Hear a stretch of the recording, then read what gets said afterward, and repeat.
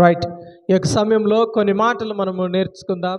కనుకనే కూడి వచ్చిన ప్రతి ఒక్కరికి మరొకసారి నిండు వందనాలు తెలియపరుస్తూ ఉన్నాం. కొన్ని నిమిషాలు జాగ్రత్తగా మన వాక్యాన్ని వినడానికి మనం ప్రయత్నం చేద్దాం. కలిసి మనం నేర్చుకుందాం వాక్యాన్ని. రైట్. ఈ యొక్క సమయంలో అపోస్తుల కార్యములు 12వ అధ్యాయము మొదటి నుండి దాదాపు అదే కాలమందు రాజైన హేరోదు సంఘపు వారిలో కొందరిని బాధించుటకు బలాత్కారముగా పట్టుకొని యోహాను సోదరుడైన యాకోబును ఖడ్గముతో చంపెను. ఇది యూదులకు ఇష్టమైన కార్యమని తెలుసుకొని పేతురును కూడా పట్టుకొనెను. ఆ దినములు పులియని రొట్టెల పండగ దినములు. అది హేరోదు పరిపాలిస్తున్న కాలం. అది ఏ కాలం అంటే మొదటి సంఘ స్థాపన జరిగిన కాలం. శిష్యులు సంఘాన్ని ప్రారంభించిన కాలం. యేసుక్రీస్తు సిలువ వేయబడి మరలా ఆయన పునరుద్ధానుడై తిరిగి లేచి ఇదిగో శిష్యులతో కనపడి మాట్లాడి వారికి ఒక ప్రాముఖ్యమైన విషయాన్ని తెలియపరిచిన కాలం అది. అదేంటయ్యా అంటే సంఘ స్థాపన. మొదటి శతాబ్దపు సంఘము అది ఆది సంఘము స్థాపించిన కాలం. ఆ కాలంలో జరిగిన సన్నివేశాలను మనం పరిశీలన చేస్తూ ఉన్నట్లయితే నిజంగా ప్రియమైన దేవుని బిడ్డలారా, ఆ యొక్క విషయాలను మనం పరిశీలన చేస్తున్నట్లయితే చాలా భయంకరమైన పరిస్థితులు, చాలా ప్రమాదకరమైన పరిస్థితులు సంఘంలో కనపడ్డాయి. మొదటి సంఘ స్థాపన జరిగింది ఎలాగయ్యా అంటే ఇదిగో చాలా ప్రమాదాలతో లేక చాలా శ్రమలతో కూడిన స్థాపన జరిగినట్లుగా మనం చూడవచ్చు.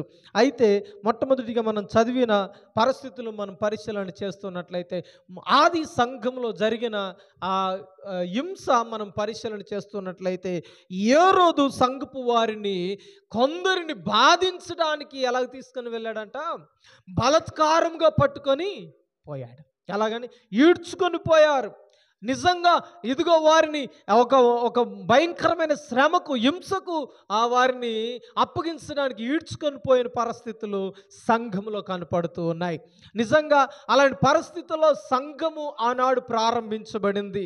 ఈనాటి సంఘాలలో చూస్తున్నట్లయితే ఎలాంటి శ్రమలు లేవు. అయినప్పటికీ సంఘాలు నిజానికి దేవునికి విధేయతగా లేవు. సంఘము శ్రమలు లేకుండానే ఉన్నారు, కానీ వారు దేవునికి అనుకూలంగా లేని పరిస్థితులు కనపడుతూ ఉన్నాయి.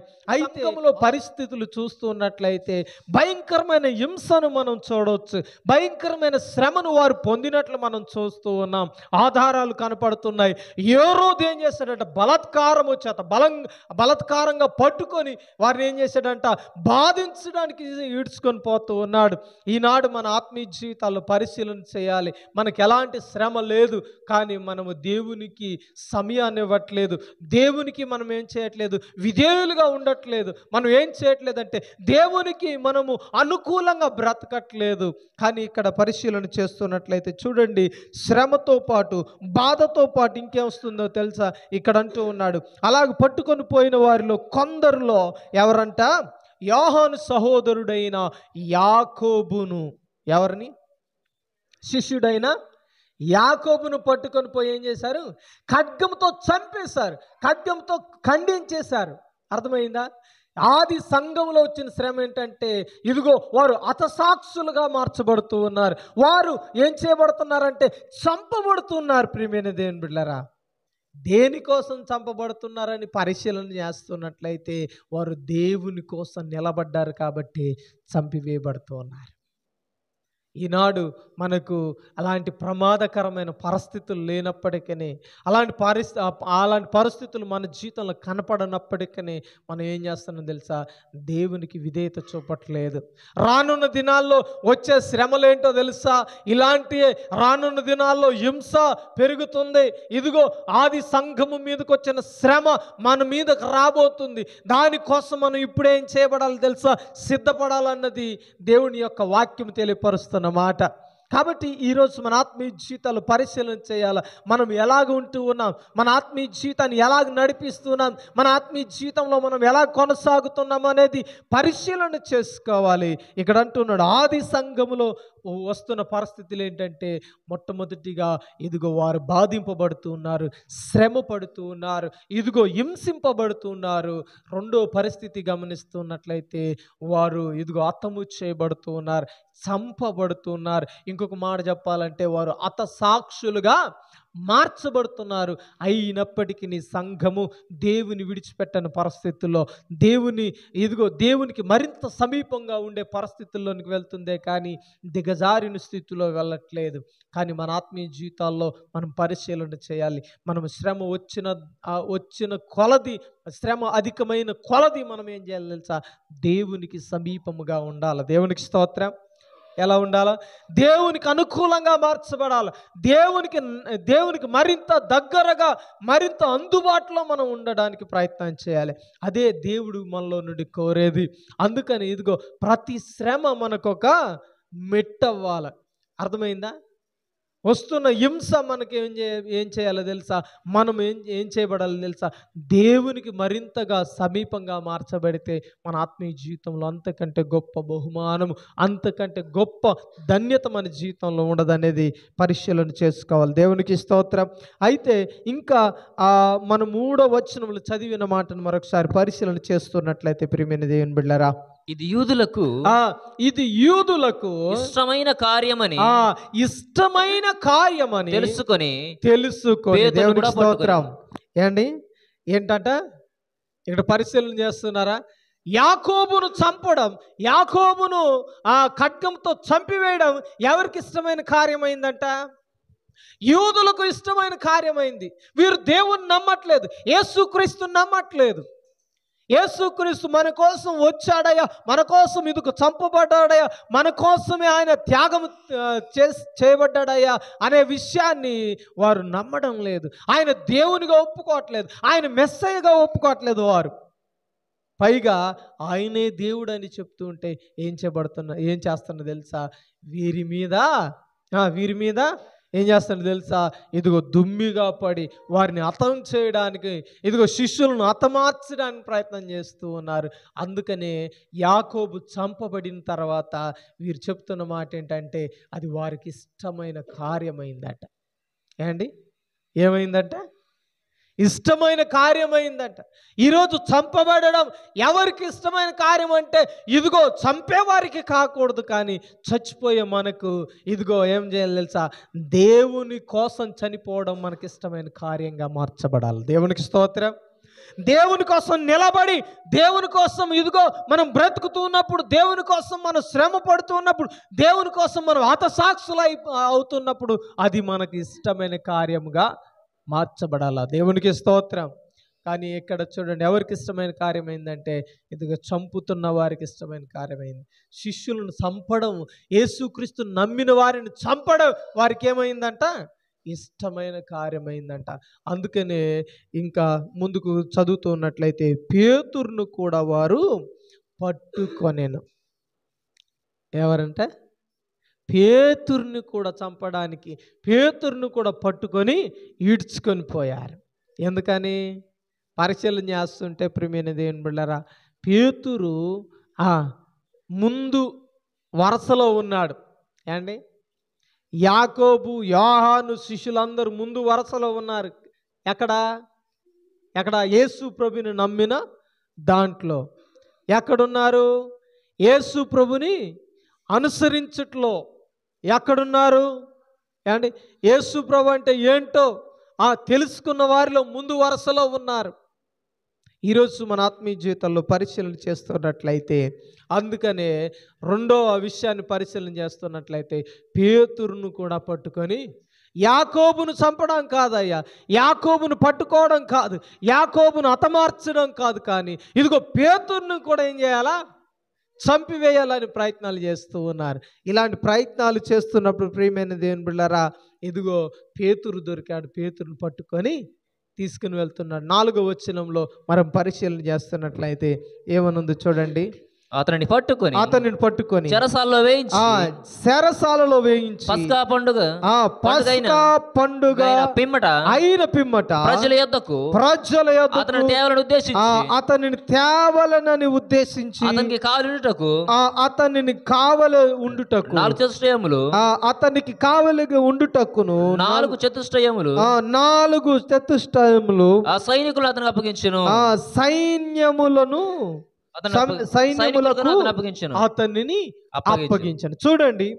చూడండి ఆ యొక్క పేతురును పట్టుకున్న సమయంలో జరుగుతున్న మరొక పరిణామం ఏంటంటే అప్పుడే పస్కా పండుగ సమయం. అది ఏం పండుగ చెప్పాల? పస్కా పండుగ సమయం. కాబట్టి చంపడము మంచి పరిణామం కాదు, మంచి సమయం కాదు. కానీ పస్కా అయిన తర్వాత ఈ యొక్క పేతురుని చంపాలని ఉద్దేశించారంట. ఏమండి? పట్టుకున్నారు కానీ చంపడానికి అనుకూల సమయాన్ని చూస్తూ ఉన్నారు. అది సరైన సమయం కాదు, ఎందుకంటే ఇది పండుగ సమయం. కాబట్టి పండుగ అయిన తర్వాత అతన్ని చంపనుద్దేశించి ఏం చేశారంట ప్రియమైన దేవుని బిడ్డలారా, ఇక్కడ పరిశీలన చేస్తూ ఉన్నట్లయితే అతన్ని చెరసాలలో వేయించారు. వేయించి ఏం చేశారో తెలుసా? అతన్ని ఈ పండుగ అయిన తర్వాత అతన్ని చంపాలని ఉద్దేశించారు.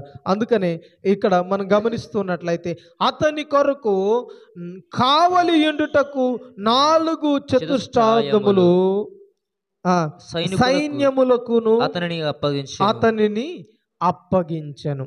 అర్థమైందా? ఇక్కడ చూడండి, 4 చతుష్టయములు. అర్థమైందా? 4 చతుష్టయములు అంటే దాదాపు ప్రియమైన దేవుని బిడ్డలారా 14 మందిని ఏం చేశారంట? సైనికులను కావలిగా ఉంచారు. అర్థమైందా? విన్నారా ఈ మాట? ఈ యొక్క ప్రాసెస్ అంతా ఎందుకు చెప్తున్నానో మీకు తర్వాత అర్థమైంది. ఓకేనా? అయితే ఒక్కొక్కటిగా మనం పరిశీలన చేద్దాం. మొట్టమొదటిగా యాకోబును చంపేశారు. తర్వాత ఏం చేశారంటే యాకోబును చంపడము యూదులకు ఇష్టమైంది కనుకనే ఏం చేశారంటే మరలా పేతురును కూడా చంపాలని ఉద్దేశించారు. ఇక్కడ గమనిస్తూ ఉన్నట్లయితే ఆ ఉద్దేశాన్ని బట్టి పేతురును కూడా పట్టుకొని పోయి చెరసాలలో వేశారు. వేసి అతను చంపుదామనుకునే ఆ ఆలోచన పరిశీలన చేసినప్పుడు పస్కా సమయం అది, పస్కా పండుగ సమయం అది. కనుకనే ఈ సమయాన్ని అనుకూలమైన సమయము కాదని ఉద్దేశించి ఏం చేశారంటే ఇదిగో అతన్ని చెరసాలలో వేసి కావలి వారిని ఉంచారు. ఎంతమందిని? దాదాపు 14 మందిని. ఎంతమందికి? ఒక్కరికి. అర్థమైందా? వింటున్నారు నా మాట? 14 మందిని ఒక్క వ్యక్తిని కాపాడడానికి, ఒక్క వ్యక్తిని కావలి కాయడానికి 14 మందిని కావలుంచారు. కారణం ఏంటంటే ప్రియమైన దేవుని బిడ్డలారా, అతని యొక్క పరిచర్య విధానం అలా ఉన్నది. ఎందుకో తెలుసా? ఎందుకంటే ఒకసారి ప్రసంగం చేసినప్పుడు ఒకసారి 5,000 మంది, ఒకసారి 3,000 మంది రక్షించబడ్డారు. అతడు అనేక రోగులను స్వస్థపరిచాడు, అనేక ఆశ్చర్య కార్యాలు జరిగించాడు. ఇవన్నీ చూసిన యూదులు, ఇవన్నీ చూసిన యోరోదు, ఇవన్నీ విన్న యోరోదు ఏం చేశాడంటే ఇదిగో వీడు మామూలుడు కాదు కాబట్టి గట్టి కాపలే పెట్టాల, గట్టి కావలి వారినే ఉంచాల, గట్టి బందోబస్తు పెట్టాల, బలమైన బందోబస్తు పెట్టాలని ఏం చేశాడంటే ఇదిగో దాదాపు 14 మందిని పురమాయించాడు. ఏంటి? 14 మందిని సైనికుల్ని ఏర్పాటు చేసి ఇదిగో కావలి వారిని ఉంచాడు. చూడండి, దేవుని శక్తిని ఇదిగో వారు ఆషామాషిగా తీసుకోవట్లే. ఆ యొక్క సేవకులను లేక ఆ శిష్యులను విషయంలో ఆషామాషిగా వాళ్ళని లెక్కించట్లేదు. వారు ఒక బలమైన సాధనం, వీరొక బలమైన యోధులని ఆలోచన చేసి వీళ్ళు ప్రభావితం చేస్తున్నారు. అందుకనే ఒక మాట ఉంది కదా, ఇదిగో భూమిని తలకిందులు చేయువారు మీ మధ్యకు వచ్చుతున్నారనే మాట నెరవేర్పులోనికి వస్తున్న విషయాన్ని పరిశీలన చేసి వీరికి కూడా భయం వేసిందండి. అందుకనే దాదాపు 14 మందిని కావలి వారిని ఉంచాడు.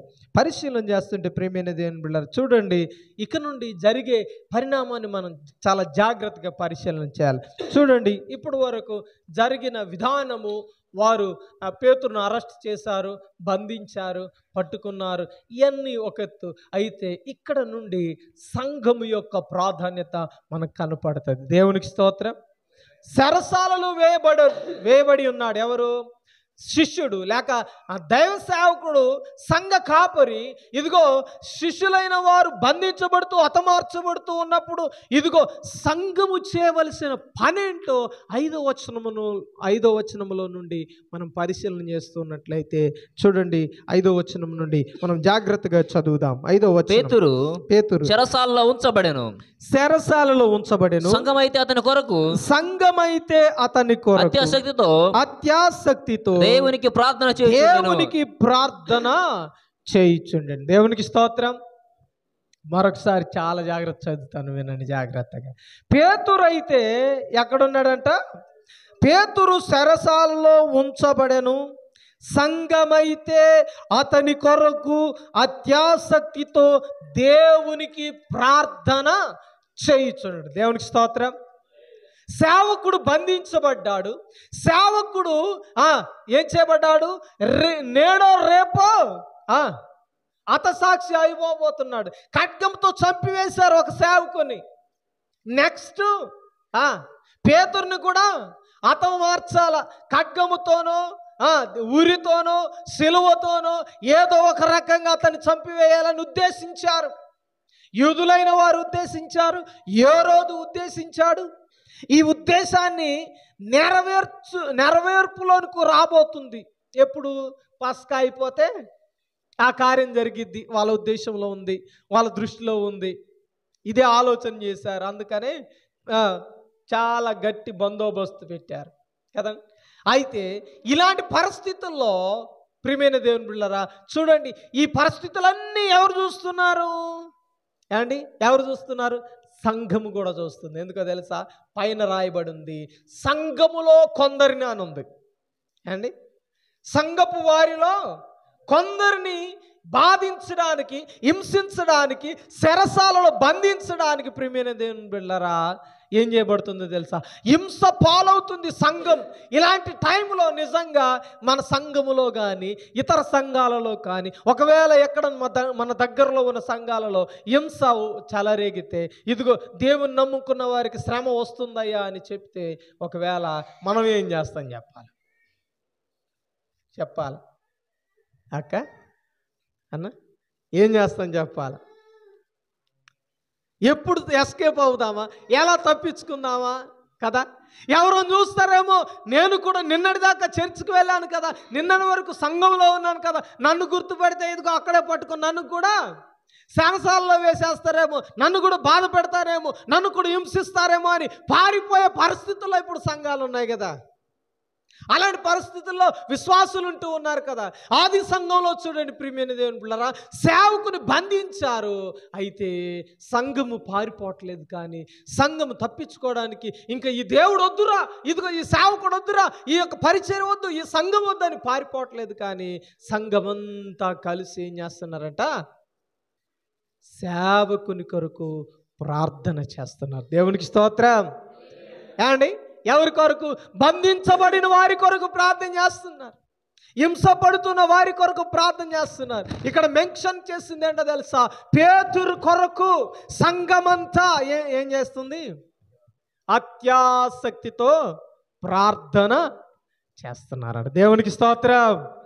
గడికి చెప్తాము, దేవునికి స్తోత్రం. సంఘము చేయవలసిందేంటో తెలుసా? సంఘములో ఉండవలసిందేంటో తెలుసా? శ్రమ వచ్చిందని, ఎందుకు వచ్చింది? నమ్ముకుంటేనే వచ్చింది కదా, అయ్యో ఈ దేవుడు వద్దని విడిచిపెట్టడం కాదు. కానీ శ్రమ వచ్చినప్పుడు ఏ దేవుణ్ణి అయితే మనం ఆరాధిస్తున్నామో, ఏ దేవుణ్ణి అయితే మనం నమ్ముకున్నామో, ఏ దేవుణ్ణి అయితే మనం అనుసరించి ఈ స్థలములో కూర్చున్నామో, సంఘములో చేర్చబడ్డామో, ఏ దేవుని అనుసరించి ఇప్పుడు సంఘ సభ్యులుగా పిలవబడుతున్నామో, ఆ దేవునికి మనం ఏం చేయాలా? ప్రార్థన చేయాలి. దేవునికి స్తోత్ర. అంతేగాని వచ్చిన కష్టాన్ని బట్టి, వచ్చిన నష్టాన్ని బట్టి, వచ్చే ఆ శ్రమను ఆలోచన చేసి, ఆ యొక్క భయంకరమైన హింసను ఆలోచన చేసి విడిచిపెట్టడం కాదు సంఘం చేయవలసింది. ఏం చేయాలంటే ఇదిగో ఆసక్తి కలిగి ప్రార్థన చేయాలి. దేవునికి స్తోత్రం. పేతురు కొరకు సంఘం ఏం చేస్తుందట? పేతురు ప్రార్థన చేసినట్టు లేదండోయ్, జాగ్రత్తగా వినాల. హింసపడుతున్నవాడు ప్రార్థన చేసినట్టు కానీ మొరపెడుతున్నట్లుగా ఇంత శ్రమ వచ్చింది, ఇన్ని బాధలు వచ్చాయి, అయ్యా నాకెందుకు ఇంత శ్రమ ఇచ్చావు, నిన్ను ఆరాధిస్తున్నాను కదా, నిన్నే సేవిస్తున్నాను కదా, నిన్నే ఏం చేస్తున్నాను, నీ సేవే చేస్తున్నాను కదా, నీ సంఘాన్ని స్థాపించాను కదా అని మొరపెట్టట్లేదు. ప్రియమైన దేవుని బిడ్డలారా, ఏం చేస్తున్నాడు తెలుసా? ఇదిగో బంధించబడిన ఆ యొక్క సైనికుల మధ్య ఆయన ఏం చేస్తున్నాడని కింద రాయబడి ఉందంటే నిద్రపోతున్నాడట. ఏం చేస్తున్నాడు? ఏ చింత లేకుండా నిద్రపోతూ ఉన్నాడు. ఎందుకో తెలుసా? ఆ యొక్క ధీమా ఎందుకో తెలుసా? నేను నమ్ముకున్నవాడు సామాన్యుడు కాదు, నేను అనుసరించిన వాడు సామాన్యుడు కాదు, నన్ను ఇలాగ తయారు చేసిన వాడు సామాన్యుడు కాదు, నేను ఇంతకాలము వెంబడించిన యేసు క్రీస్తు సామాన్యుడు కాదు. ఎలాంటి వాడంటే ఇదిగో భయంకరమైన పరిస్థితుల్లో నుండి కూడా విడిపించగలిగిన వాడు. దేవునికి స్తోత్రం. ఈ ఆలోచన ఒకటి ఉంది. ఇంకొక మాట ఉంది, ఏంటో తెలుసా? యేసు ప్రభు నా కొరకు ఇదిగో ఆయన సిలువలో బలి అయ్యాడు, ఆయన కొరకు నేను బలి అవ్వడము అంతకంటే గొప్ప భాగ్యం ఏముందని ఆలోచన చేశాడు. 2 విధాల ఆలోచనలు ఉండి ఉండవచ్చు నా ఉద్దేశంలో. ఏంటది? పేతురు మొట్టమొదటిగా ఇలా ఆలోచించి ఉండవచ్చు. షడ్రక్ మెషక్ అబేద్నెగోలను అగ్నిగుండంలో నుండి బయటికి తీసుకొని వచ్చిన దేవుడు. రెండోదిగా ప్రియమైన దేవుని బిడ్డ, దానియేలు సింహపు గుహలో నుండి, సింహపు బోనులో నుండి, ఆ సింహాల మధ్యలో నుండి ఇదిగో సజీవుడిగా మరలా ఇదిగో తీసుకొని విడిపించిన దేవుడు. ఇలా అని మొట్టమొదటిగా ఆలోచన చేసి ఉండవచ్చు. అలా విడిపించిన దేవుడు నన్ను విడిపించడం పెద్ద విషయమేమి కాదని ఆలోచించి ఉండవచ్చు. రెండోదిగా ప్రియమైన దేవుని బిడ్డలారా, ఇందాక అన్నట్లుగా ఇదిగో దేవుని కోసం హతసాక్షులుగా అవ్వడం అంతకంటే గొప్ప భాగ్యమేమి ఉందని ఆలోచించి ఉండవచ్చు. ఎందుకో తెలుసా? యాకోబు హతసాక్షిగా మార్చబడ్డాడు. కన్ఫర్మ్ అయిపోయింది ఆయనకి. ఏమని తెలుసా? యాకోబును చంపేశారు, నన్ను కూడా వీళ్ళు చంపేద్దామని డిసైడ్ అయిపోయారు.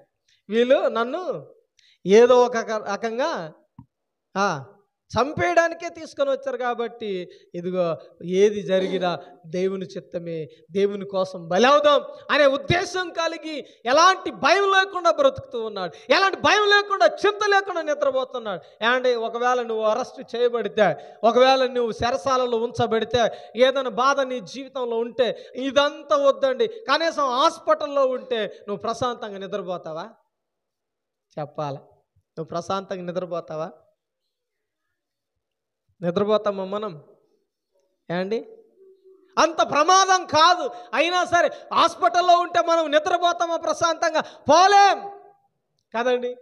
ఏం జరిగిద్దో అని టెన్షన్ కదా. ఎన్ని రోజులు ఉంటే అన్ని రోజులు అక్కడ నిద్ర లేని పరిస్థితిలో ఉంటాం, నిద్రపోకుండా ఉంటాం. అలాంటిది ప్రియమైన దేవుని బిడ్డలారా, మరలా ఇంటికి వచ్చిన తర్వాత ఈరోజు ఆయన ప్రశాంతంగా నిద్రపోదాం అనుకుంటాం కదా. హాస్పిటల్లో నుండి వచ్చి అక్కడేం పెద్ద ప్రమాదం ఏం లేదు. హాస్పిటల్లో ఉన్నామంటే ఏ చింత ఉండకూడదు కదండి. ఎందుకని? ఒకవేళ దేవుని చిత్తం అయితే డాక్టర్ల చేత దేవుడు మంచి ట్రీట్మెంట్ అందించి బ్రతికిస్తాడేమో అని నమ్మకం ఉంటుంది. అంతేనా? మనం ఇంటికాడ లేవు కదా ప్రమాదంలో పడి ఉండడానికి. హాస్పిటల్లో ఉండి కూడా నిద్రలేని పరిస్థితులు ఎంతోమంది గడుపుతూ ఉన్నారు. కారణం ఏంటంటే ప్రియమైన దేవుని బిడ్డలారా, ఇదిగో ప్రమాదం మన మీదకి వచ్చి ఉన్నది అని. కానీ చెరసాలలో ఉన్న పేతురు ఏం చేయాలా? మోకరించి ప్రార్థన చేయాలి, ఏడవాలి కదా. కానీ ఆయన ఏడవట్లేదు.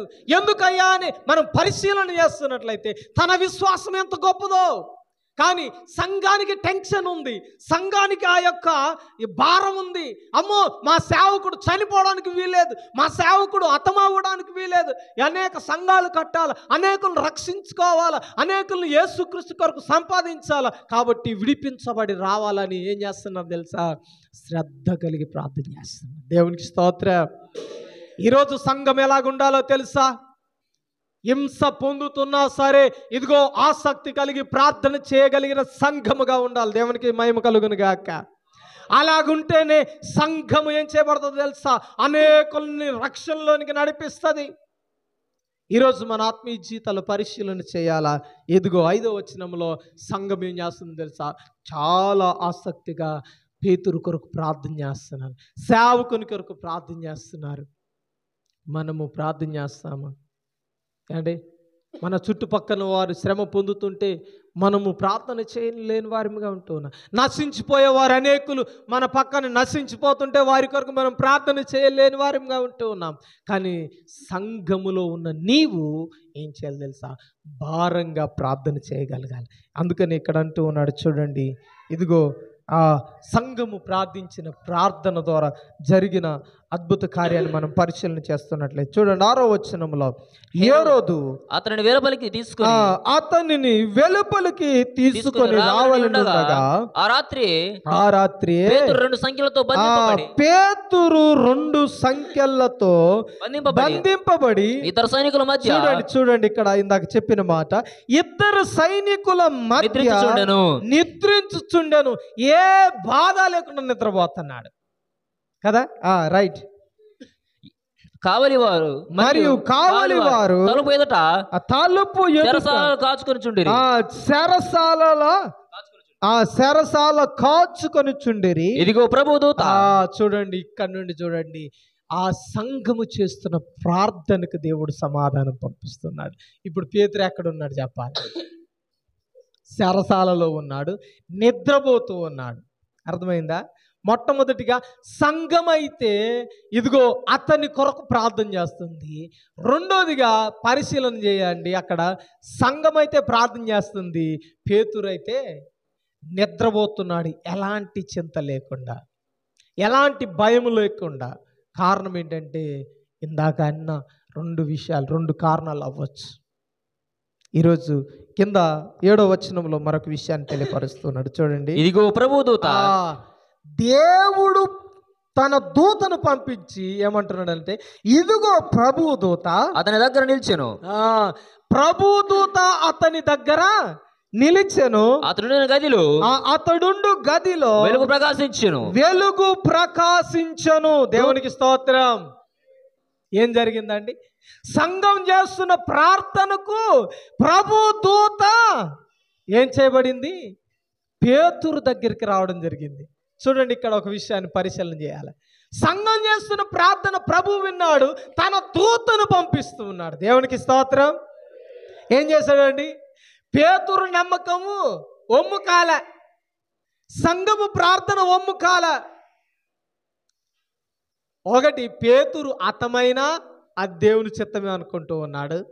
రెండోదిగా విడిపించినా దేవుని చిత్తమే అని ఉద్దేశము. అయితే రెండోదిగా సంఘము యొక్క ప్రార్థన దేవుడు విన్నాడు. విని వెంటనే ఏం చేస్తున్నాడు తెలుసా? తన దూతను పంపిస్తూ ఉన్నాడు. ఎక్కడికి పంపిస్తున్నాడు అంటే పేతురున్న స్థలానికి పంపించారు. దేవునికి స్తోత్రం. సంఘం వెళ్ళడానికి అవకాశం లేదు. ఎందుకని చెప్పాలా? ఎందుకు? వీళ్ళొస్తే వీళ్ళని కూడా ఏం చేస్తారండి? బంధిస్తున్నాడు కదా. ముందు మనం మొదటి వచనంలో చదివాం, సంఘపు వారిని కొందరిని బాధించడానికి బలాత్కారంగా పట్టుకొని పోతున్నారు. ఎలా పట్టుకొని పోతున్నారు? ఈడ్చుకొని, బలాత్కారంగా అంటే గల్లా బట్టి ఈడ్చుకొని పోతున్నారు. యేసు ప్రభువు నమ్మామంటే నమ్మాను అన్నోళ్ళ ఏం చేస్తున్నారు? ఈడ్చుకొని పోతున్నారు. అలాంటి పరిస్థితుల్లో సంఘము కొంత ఏం చేయబడింది? దాగి ఉండి ప్రార్థన చేస్తుంది. అర్థమైందా? దాగి ఉండి ప్రార్థన చేస్తుంది. ఈ ప్రార్థన వారు వెళ్ళి పేతురుని పరామర్శించడానికి లేదు, పలకరించడానికి లేదు. ఇలాంటి పరిస్థితులు ఏమీ లేవు. అలాంటి పరిస్థితుల్లో దేవునికి ప్రార్థన చేయగా దేవుడు తన దూతను పంపించాడు. ఎక్కడికి పంపించాడంటే చెరసాలలోనికి పంపించాడు. దేవునికి స్తోత్రం. పంపించి ఇదిగో తన వెలుగును ప్రకాశింపచేస్తూ ఉన్నాడు. అప్పుడు చూడండి, ఇంకా కింద కంటిన్యూ చదువుతున్నట్లయితే, దూత పేతురు పక్కను తట్టి త్వరగా లెమ్మని చెప్పి అతనిని లేపగా సంఖ్యలు చేతుల్లో నుండి ఊడిపడెను. దేవునికి స్తోత్రం. చూడండి, తన దూతను పంపించి దేవుడు విడుదల అనుగ్రహిస్తూ ఉన్నాడు. ఇదంతా దేనికి ప్రధానమైన కారణం ఏంటంటే సంఘం యొక్క ప్రార్థన. దేవునికి స్తోత్రం. ఈరోజు గమనించవలసింది ఏంటో తెలుసా? సంఘముగా ఉన్న నీ ప్రార్థన దేవుడు ఏం చేస్తాడు? దేవుడు ఏం చేస్తాడు చెప్పాలి గట్టిగా. ఏం చేస్తాడండి? వినేవాడు.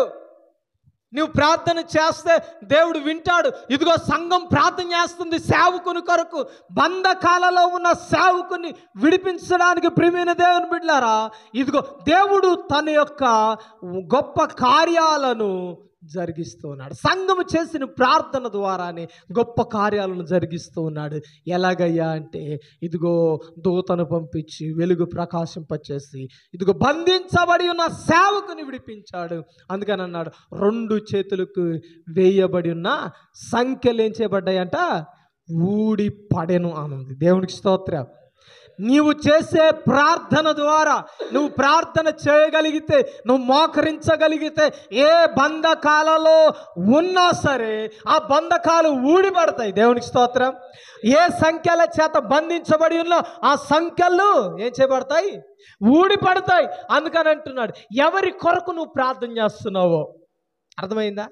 నువ్వు ఎవరి కోసం ప్రార్థన చేయగలిగితే, ఎవరు బంధకాలలో కట్టబడి ఉన్నారో వారి కొరకు ప్రత్యేకంగా నువ్వు ప్రార్థన చేయగలిగితే, ఇక్కడ 2వ విషయాన్ని పరిశీలన చేయాలి.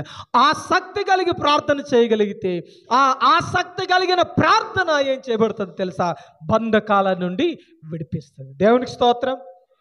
అర్థమైందా నా మాట? ఇక్కడ దేవుడు సెలవిస్తున్న విషయాన్ని పరిశీలన చేస్తే, నువ్వు మోకరించకే నీ జీవితంలో కార్యాలు చూడట్లేదు, నువ్వు ప్రార్థించకే నీ జీవితంలో కార్యాలు చూడట్లేదు. ఆది సంఘంలో చూసిన కార్యాలు మన సంఘంలో జరగట్లేదు, మన మధ్య జరగట్లేదు. కారణం ఏంటో తెలుసా? మనము నమ్మి విశ్వాసం కలిగి ఆసక్తి కలిగి ప్రార్థన చేయట్లేదు. ఈరోజు మనము ఆ ఆసక్తిని కనపరచగలిగితే దేవుడు మన ద్వారా తను మహిమపరచబడడానికి సిద్ధంగా ఉన్నాడు. ఆ విషయాన్ని మనం పరిశీలన చేసి ఈరోజు మనము దాని కొరకు పూనుకోవాలి.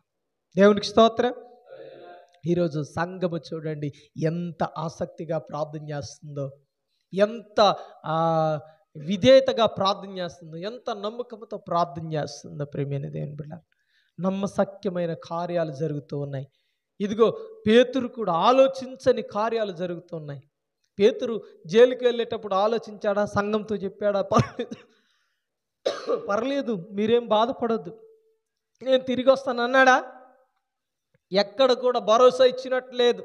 ఎక్కడ కూడా మీరేం అధైర్యపడవద్దు, మీరు ఎల్లప్పుడూ ప్రార్థన చేస్తుండే, నా కోసం ప్రభు తన దూతను పంపిస్తాడు కదా అన్నాడా? అనలేదు. దేవుని కోసం తన ప్రాణాన్ని సైతం అర్పించడానికి ముందుకు వచ్చాడు. దేవునికి స్తోత్రం. ఇంకొక విషయాన్ని మనం వెనక్కి వెళ్తే ఒకసారి పేతురు ఎలాంటి వాడు చెప్పాలి.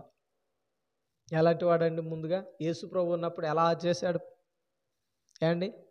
బొంకిన వ్యక్తి. యేసు ప్రభు ఎవరో నాకు తెలియదు అని ముమ్మారు బొంకిన వ్యక్తి ప్రభు కోసం నిలబడతాడని ఎలా ఆలోచన చేయగలం ఏమండి?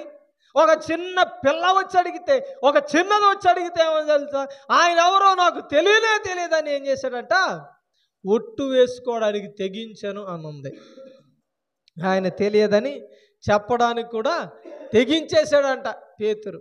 అలాంటి పేతురు ఈరోజు దేవుని కోసం నిలబడతారని ఎవరన్నా ఆలోచన చేస్తారా ఏమండి? ఎవరు ఆలోచన చేయరు. కానీ చూడండి, ఆనాడు పేరు ఒప్పుకోవడానికే, నేను యేసుప్రభు శిష్యునని ఒప్పుకోవడానికే బొంకిన వ్యక్తి, తప్పించుకొని పారిపోయిన వ్యక్తి ఈరోజు నిలబడ్డాడంటే దానికి కారణం ఏంటో తెలుసా? ఇది ఒకటే కారణం, మరణమైనా సరే దేవుని కొరకు బ్రతుకుతానని. ఈరోజు మనం కూడా మన జీవితంలో ఎన్ని పరిస్థితులు వచ్చినా, ఎన్ని ఆటంకాలు వచ్చినా మనము కూడా ప్రభు కొరకు అలా నిలబడాలా. మరణమైనా సరే ప్రభు నీ కొరకే నేను బ్రతుకుతానయ్యా, నీతోనే జీవిస్తానయ్యా, అంతము వరకు నేను నీ సాక్షిగా ఉంటానయ్యా అని మనం తీర్మానం తీసుకోగలిగితే ఎంత బాగుంటుంది. అలా తీర్మానం తీసుకున్నాడు కాబట్టి ప్రియమైన దేవుని బిడ్డలారా, ఈరోజు విడిపించబడుతూ ఉన్నాడు. దేవునికి స్తోత్రం. పారిపోతే ప్రాణాలు పోయాయి. ఎందుకనంటే వాక్యం ఇలాగుంది, నువ్వు దేనిని కాపాడుకోవడానికి, దేనిని పొందగోరడానికి, దేనిని సంపాదించడానికి పరుగెడతావో అది నీలో నుండి దూరం అవుతుందంట. అర్థమైందా? నువ్వు బ్రతకాలని ఒకవేళ పారిపోవడానికి ప్రయత్నం చేస్తే నీ ప్రాణమే పోద్ది కానీ దక్కించబడదు అని ఈ మాట. నువ్వు ఒకవేళ సంపాదన కోసం పరిగెడితే సంపాదన నీకు ఇంకా దూరం అవుతుంది కానీ నీ యొద్దకు రాదు అని.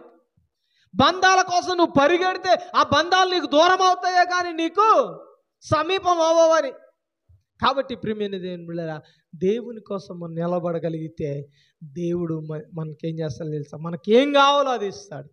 పేతురు తెగించాడు, తప్పించుకొని పారిపోయి చావడానికి ఇష్టపడని పేతురు, ప్రాణాన్ని కాపాడుకోవడానికి పరిగెత్తిన పేతురు ఈనాడు ప్రాణాన్ని సైతం అర్పించడానికి ముందుకు వచ్చాడంటే దానికి కారణం ఏంటంటే తన కమిట్మెంట్ అండి, తన సమర్పణ.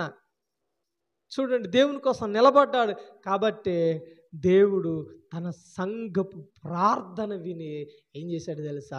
ఒక దూతను తన మధ్యకి పంపించాడు. దేవునికి స్తోత్రం. చూడండి, దూతను పంపించి సెక్యూరిటీ ఇస్తున్నాడు, విడిపిస్తున్నాడు. బంధకాలలో నుండి అతను ఏం చేస్తాడు తెలుసా? బయటికి తీసుకొని వస్తున్నాడు. చూడండి, ఇంకా ముందుకు చదువుతూ ఉన్నట్లయితే ఇదిగో పేతురు పక్కన తట్టి లెమ్మని చెప్పి ఏం చేశారు? అతని సంఖ్యలను ఊడదీసి ఊడిపడాను. అప్పుడు దూత అతనితో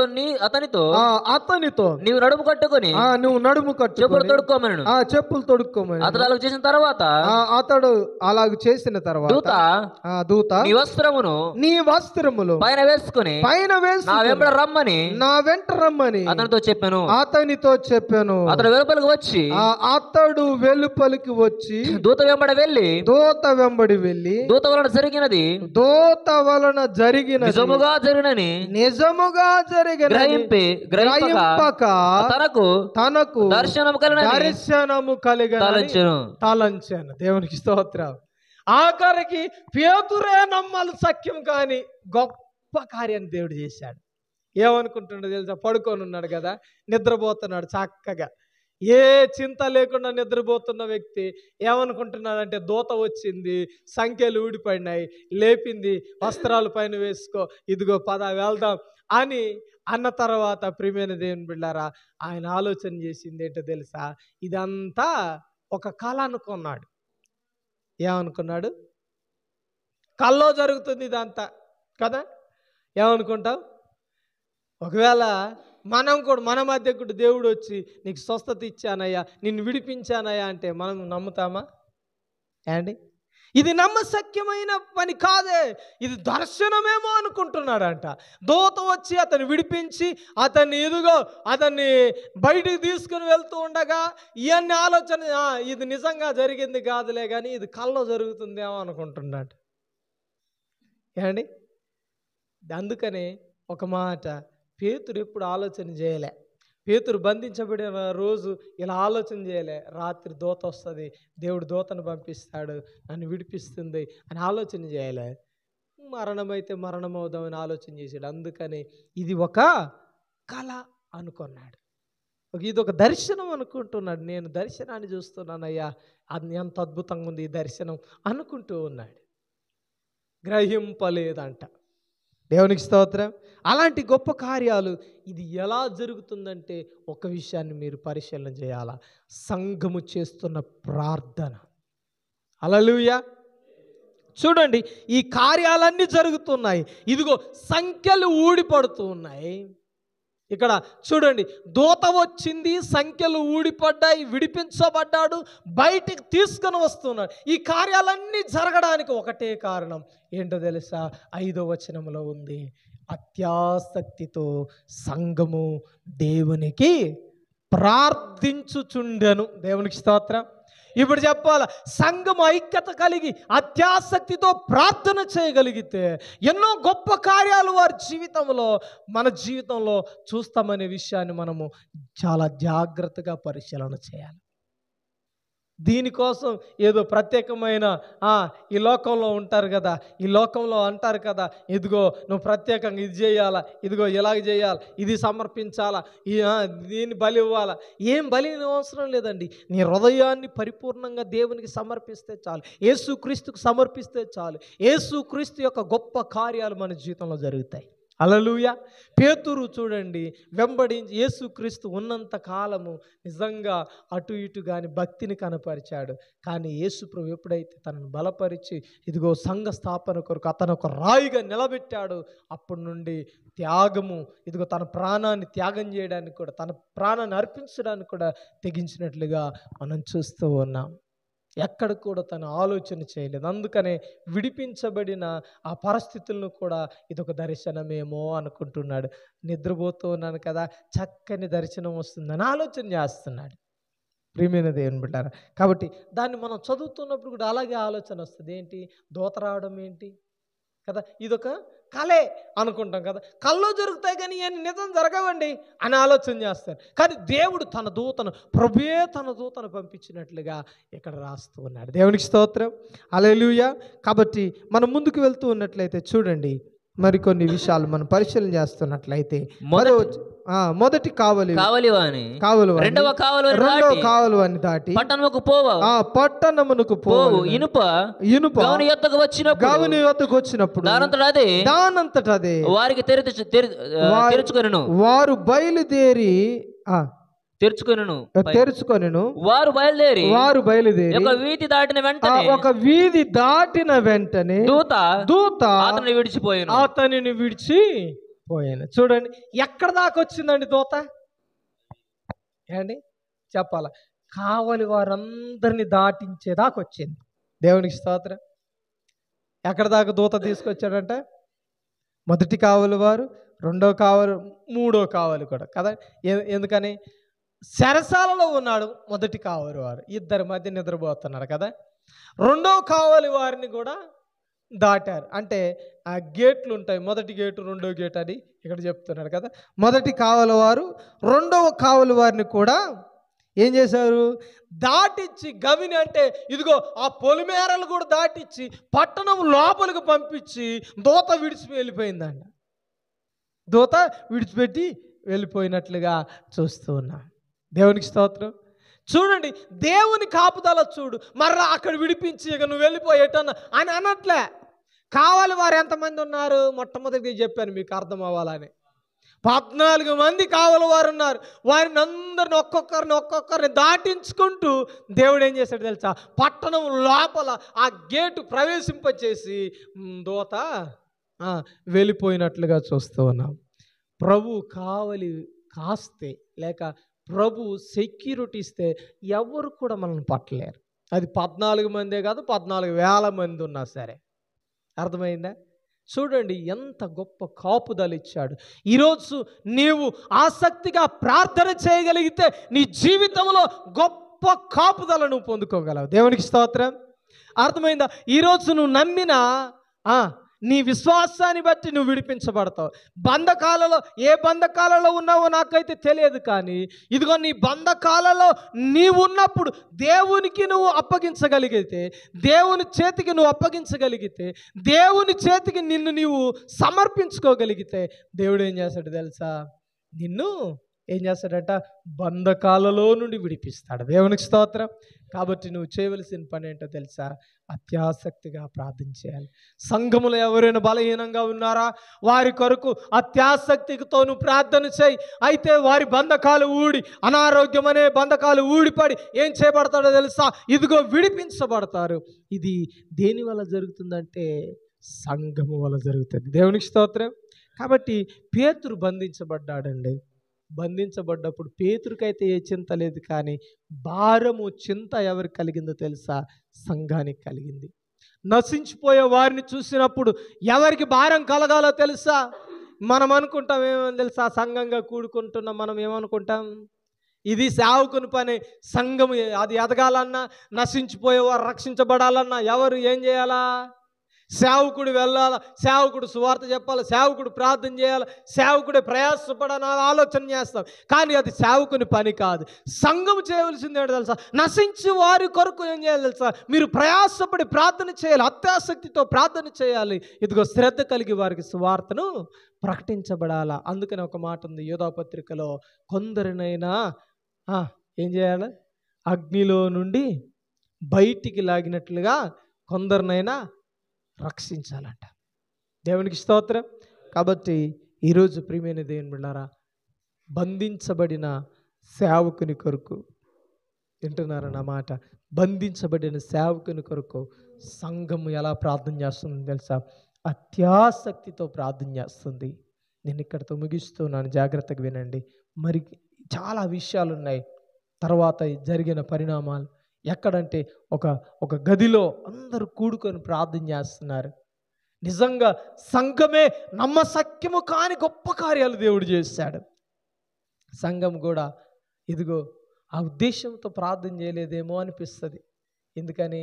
పేతురు విడిపించబడి వచ్చినప్పుడు నమ్మలేదు వారు. రోదే అని చిన్నది విని పేతురు వచ్చాడంటే, ఎవరి పిచ్చిదానివా నువ్వు, నీకు పిచ్చెక్కినట్టుంది అంటారు. కారణం ఏంటంటే దేవుడు అంత గొప్ప కార్యం. ఏ రోజు నుండి విడిపించబడ్డామంటే, ఏ రోజు చేతిలో నుండి ప్రాణాలతో బయటపడడం అంటే అసంభవం అని ఆలోచన చేశారు. ఈనాడు ఇదిగో మనలో ఉన్న ఆ బంధకాలలో నుండి విడిపించబడ్డ అసాధ్యమని మన జీవితాల్లో ఉన్నాయి మనం అనుకుంటున్నామేమో, అసాధ్యమని మన జీవితాలు తలంచుకుంటున్నామేమో.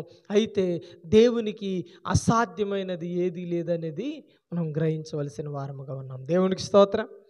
కాబట్టి ఈ యొక్క ఉదయకాల సమయంలో ఒక మాట మనం పరిశీలన చేద్దాం. నీవు ఈరోజు అత్యాసక్తి కలిగి ప్రార్థన చేసే బిడగా ఉండాలి. సంఘం అత్యాసక్తిగా ప్రార్థన చేసే సంఘముగా ఉండాలి. సంఘం అత్యాసక్తి ప్రార్థనకు ప్రాధాన్యత ఇచ్చేదిగా ఉండాలి. ఎలాంటి ప్రార్థన అండి? అత్యాసక్తి కలిగిన ప్రార్థన. ప్రార్థనలో విసుగు రాకూడదు, ప్రార్థనలో నీరసం రాకూడదు, ప్రార్థనలో ఆగి సాల్లే ఎంతగానో ప్రార్థన చేస్తాం అనే ఆలోచన లేకుండా ఏం చేయాలి తెలుసా? ప్రార్థన చేయాలి. ఎందుకని? ఇక్కడ చూడండి, విడిపించింది ఎప్పుడు? పట్టపగలేం కాదు. పట్టపగలు అనుకుంటున్నారా? ఎప్పుడండి? నిద్రపోయేది ఎప్పుడండి? రాత్రి వేళ, అర్ధరాత్రి అండి. వెలుగు ప్రకాశించింది, చీకటి అయ్యి ఉంది, ఆ యొక్క శరసాలంతా చీకటిమయంగా ఉన్నప్పుడు ఇదిగో దేవుడు తన దూతను పంపించినప్పుడు వీళ్ళందరూ నిద్రపోతూ ఉన్నారు. పేతురు కూడా నిద్రపోతూ ఉన్నాడు. ఇలాంటి పరిస్థితుల్లో చూడండి, సంఘం ఏం చేస్తుందో తెలుసా? సేవకుని కొరకు కూడుకొని ప్రార్థన చేస్తున్నారు.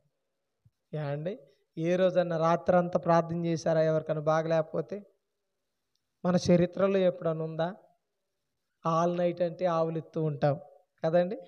ఆల్ నైట్ అంటేనే సగం రాత్రి చేసి ఆవులిస్తూ ఉంటాం. ఆ ప్రార్థన చేసేలోపు రెండో వాడు కొనుక్కు తీసి మేలుకుంటాడు కదా. అది కాదు ఆసక్తి కలిగిన ప్రార్థన, అది కాదు అత్యాసక్తి కలిగిన ప్రార్థన. ఏంటో తెలుసా? ఈరోజు ఇదిగో ఆది సంఘం చేసిన ప్రార్థన. దూత వెళ్ళి కార్యం చేస్తుంది, వీళ్ళు వెళ్ళి ప్రార్థన చేస్తున్నారు. ప్రార్థన చేస్తూనే ఉన్నారు, కార్యం జరుగుతూనే ఉంది. దేవునికి స్తోత్రం. ఒకవేళ ఒక పూట ప్రార్థన చేస్తే ఆళ్ళే పేతురు గారి గురికి రాత్రి అంతా ప్రార్థన చేయడం ఎందుకు అవసరమా? సత్యాలే మనం ఎట్ట దొరకలేదుగా అన్నారా? అనలేదు. ఆ ఉద్దేశంతో ఉన్నారా? ఆ ఉద్దేశంతో లేరు. ఎలాగున్నారంటే ఇదిగో సేవకుడు విడిపించబడాలి, సేవకుడు ఇదిగో బ్రతికించబడాలా, సేవకుడు మన మధ్యకి రావాలా, మరలా మనకు వాక్యాన్ని బోధించాలా, మరలా మనల్ని బలపరచాలా అనే ఉద్దేశంతో సంఘం అయితే అత్యాసక్తితో ప్రార్థన చేస్తుందంట. నీవు కూడా అలాంటి సంఘముగా ఉండగలిగితే, అలాంటి జీవితాన్ని నువ్వు కలిగి ఉండగలిగితే నీ జీవితంలో, నీ కుటుంబంలో ఎన్నో గొప్ప కార్యాలు నువ్వు చూడగలవు. దేవునికి స్తోత్రం. ఇది కేవలం సంఘం వరకే పరిమితం కాదండి, ఇది సేవకుని వరకే పరిమితమైంది కదా, నా దాకా రాదేమో అని ఆలోచన చేస్తున్నావేమో. అందరికీ ఒకే విధంగా దేవుడు ఇదిగో కార్యాలు చేసేవాడు. హల్లెలూయా. ఒకే రీతిగా సమాధానం ఇచ్చేవాడు, ఒకే రీతిగా విడుదలిచ్చేవాడు. ఆయన చూసేది ఏంటో తెలుసా? ఇదిగో ఆసక్తి, విధేయత, నమ్మకం. దేవునికి స్తోత్రం.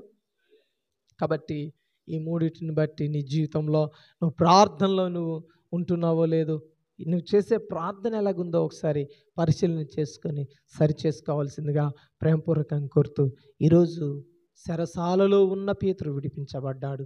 దానికి ప్రధానమైన కారణం ఏంటో తెలుసా? సంఘము చేసిన ప్రార్థన. ఎలాంటి ప్రార్థన అంట? అత్యాసక్తి కలిగిన ప్రార్థన. మరి నువ్వు ఈనాడు చేయడానికి సిద్ధపడినట్లయితే నాతో కలిసి ప్రార్థన చేయి.